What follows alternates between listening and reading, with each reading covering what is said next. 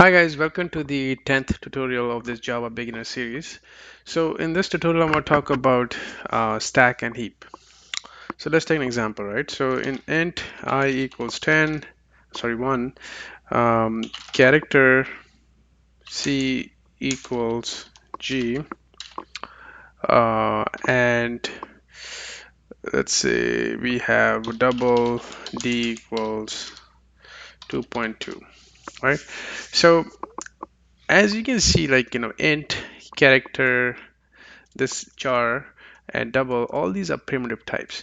So all these primitive types go into our stack memory, right? So anything you can pick as a primitive type will go into a stack memory. So what about the heap space, right? So heap space, you will have everything, all the objects, right? So how do you define an object? I know I haven't talked about objects here, but since I'm talking about stack and heap, I'll just take an example of an object. So here you can do an int array.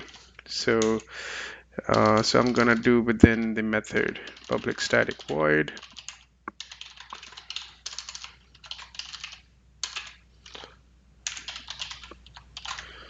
and I'm gonna do int array equals int of size 6.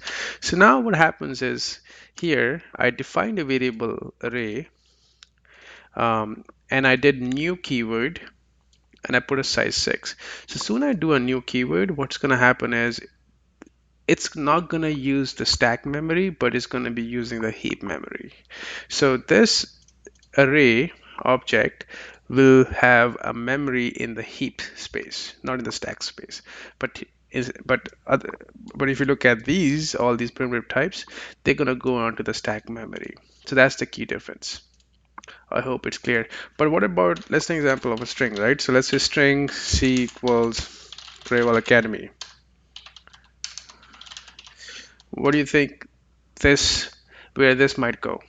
So this, you think, you're probably guessing like, maybe stack because it doesn't use this new keyword.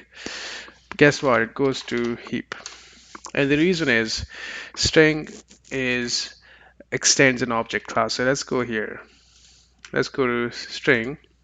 So here, string is an object, is not a primitive type. So here, if you go to int, here, int is, you cannot click on it. I mean, in simple ways, you cannot click on it. If you press a control button and try to click on it, nothing happens. It's not an object class.